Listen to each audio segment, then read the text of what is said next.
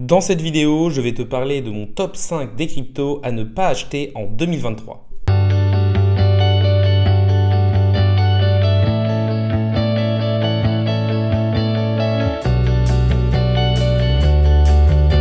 Salut à tous, c'est Inspecteur Crypto, bienvenue dans la vidéo du jour qui va être un peu différente de mes vidéos habituelles. Je vais vous faire un top 5 des crypto-monnaies à ne pas acheter en 2023. Donc déjà, premièrement, disclaimer, je ne suis pas conseiller en investissement financier, donc faites bien vos propres recherches de votre côté.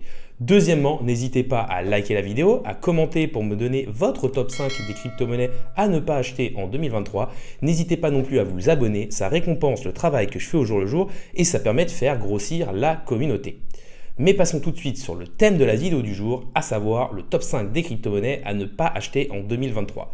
Je voulais préciser que ces projets de crypto-monnaies que je vais vous citer ne sont pas forcément des mauvais projets en soi. Ils peuvent avoir un très bon fondamental et une énorme technologie avec une très bonne équipe qui travaille très bien derrière. Mais là, je parle bien d'investissement, c'est-à-dire plutôt de moyen terme, voire de long terme au niveau de l'achat de ces crypto-monnaies et surtout, je vous parle surtout de l'année 2023. En effet, certaines crypto-monnaies sont très bien sur le papier, mais par contre, leur roadmap est mauvaise et surtout, ils ont une très mauvaise tokenomics. Je m'explique. La tokenomics, ça va être la façon dont les jetons vont être distribués. Et pour certaines de ces crypto-monnaies, on va avoir une énorme inflation, c'est-à-dire l'augmentation de l'offre en circulation. On est actuellement encore en bear market, c'est-à-dire que la demande n'est pas énorme. Donc, avec une demande constante et assez faible et une explosion de l'offre, on devrait donc avoir une énorme pression vendeuse sur le token et donc forcément un prix qui devrait aller vers le bas. C'est plus dans cette idée-là que je vous fais ce top 5 des crypto-monnaies. La première crypto-monnaie, je vais vous parler d'Immutable X, qui est un layer 2, donc une deuxième couche, qui est dédiée au NFT et au gaming.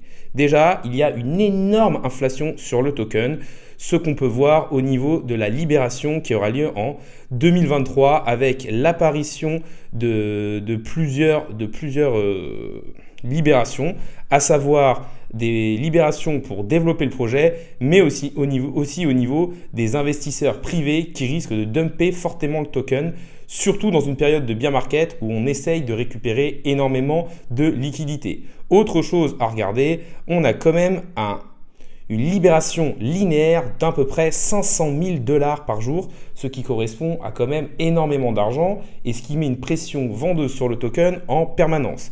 Il reste quand même 57% de la supply à libérer, c'est-à-dire plus de la moitié des jetons.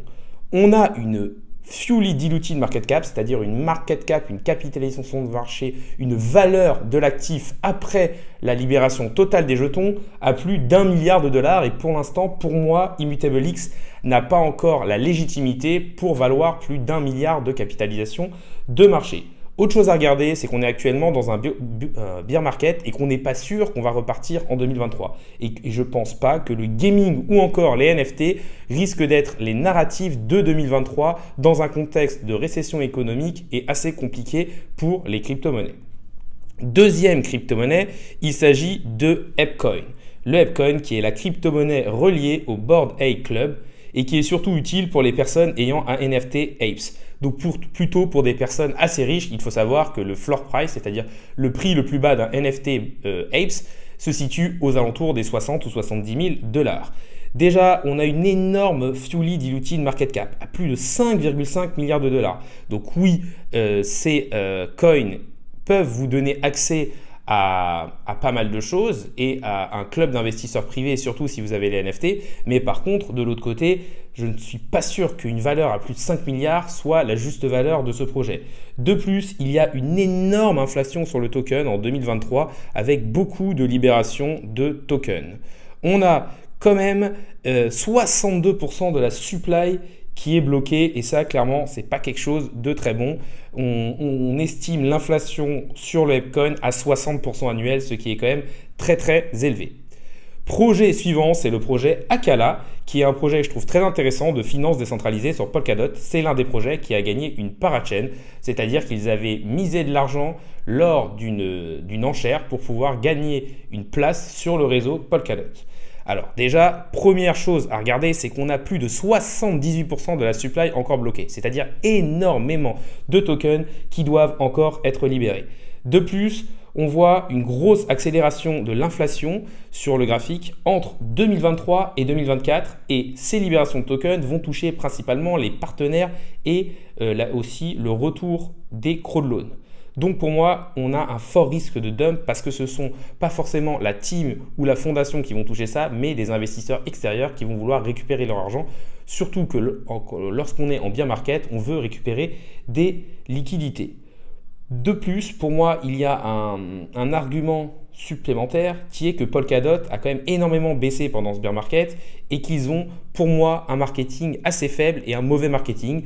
Il faut aussi dire que l'expérience utilisateur avec par exemple l'utilisation de leur wallet Polkadot par JS n'est pas forcément bonne et donc que la traction que pouvait ramener Polkadot avec les mises aux enchères et les parachains il y a maintenant plusieurs années n'est plus forcément au même niveau et donc forcément le leader de la DeFi sur cet écosystème risque d'en payer le prix. Ensuite, en deuxième position, pour moi, on aura le GMT de Stepn, qui est le token du jeu Stepn, qui est un move to earn, dans lequel vous pouvez acheter des NFT chaussures et lorsque vous bougez, courez ou marchez, vous gagnez des récompenses dans le jeu. Alors déjà, on a 85% de la supply qui n'est pas encore libérée, c'est-à-dire vraiment un énorme dump à venir. On voit selon le site Token Unlock qu'on a une libération linéaire de tokens d'à peu près 900 000 $ par jour, ce qui est énorme. On a vraiment une énorme inflation sur ce token. De plus, pour moi, le jeu n'est pas forcément très fun et très sympa à jouer. Les personnes utilisent ce jeu principalement pour se motiver à faire du sport, mais surtout parce qu'ils ont des récompenses pour le faire. De plus, pour moi, la concurrence risque vraiment d'arriver sur les jeux avec des jeux plus fun pour lesquels on jouerait même si on n'aurait pas de récompense. Et donc, je pense que ça va être quand même compliqué pour eux de retrouver leur gloire d'antan. Pour moi, leur économie n'est pas réellement pérenne, car ce sont plus les nouveaux entrants qui financent les anciens. Et ça s'appelle un petit peu un Ponzi. Après, on peut en faire le débat pour savoir si Stepn est un Ponzi ou pas, mais en tout cas, je trouve que leur économie n'est pas forcément pérenne et que du coup, le token ne peut que se dévaluer. De plus, on a une fully diluted market cap très élevée à plus de 3 milliards de dollars. Et pour moi, pour un jeu assez simple qui, d'accord, était leader et qui était le premier au niveau des move to earn, je ne pense pas que ça mérite plusieurs milliards de capitalisation de marché. Après, ça reste mon avis. Concernant le dernier token à ne pas acheter selon moi, il s'agit du AXL d'Axelar. C'est un token qui est technologiquement très fort, mais qui pour moi a encore des problèmes d'un point de vue tokenomics. Ils veulent connecter toutes les blockchains entre elles de manière simple et ils sont sur le Cosmos SDK. Ils sont donc au niveau de l'interopérabilité qui pour moi pourrait être le narratif du prochain bull market. Technologiquement, c'est donc très fort et ils ont une grande ambition. Mais le seul problème, c'est que pour l'instant, on achète plus une promesse qu'une réelle technologie qui a déjà livré. Il faut savoir que 88% du supply est encore loqué et qu'il y a une libération linéaire d'environ 600 000 $ par jour, ce qui est quand même énorme au niveau de l'inflation sur le token. Comme pour les autres, du coup, forte inflation veut dire énorme augmentation de l'offre avec une demande qui devrait rester assez plate car on est encore en bear market.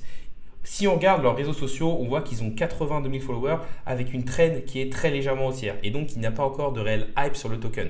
Oui, c'est un token attendu technologiquement parlant par les puristes qui savent à quel point il peut être utile, mais c'est vrai qu'il n'y a pas encore cette hype qui pourrait apporter de la demande et donc venir compenser la forte augmentation de l'offre. On arrive sur la fin de la vidéo, donc déjà n'hésitez pas à liker la vidéo, à me dire pour vous quelles sont les 5 crypto-monnaies à ne surtout pas acheter en 2023, que ce soit d'un point de vue fondamental, d'un point de vue tokenomics ou encore d'un point de vue de la roadmap. N'hésitez pas non plus à vous abonner, ça récompense le travail que je fais au jour le jour et ça permet de faire grossir la communauté. On va arriver sur la partie conclusion de cette vidéo et mindset. L'objectif, ce n'était pas de cracher sur des projets pour dire que c'était des mauvais projets, mais juste vous montrer que juste regarder le fondamental ou un seul élément sur un projet ne suffit pas. Il faut aussi regarder l'équipe, il faut regarder la roadmap et bien sûr la tokenomics pour savoir s'il n'y a pas des investisseurs qui vont récupérer les tokens qu'ils ont achetés à un prix peut-être 10, 15 ou même 100 fois inférieur à vous et derrière les dumper sur le marché pour récupérer leurs gains, surtout dans un cycle de bear market où reprendre de la liquidité est très important. La vidéo du jour est maintenant finie. Salut à tous et à la prochaine.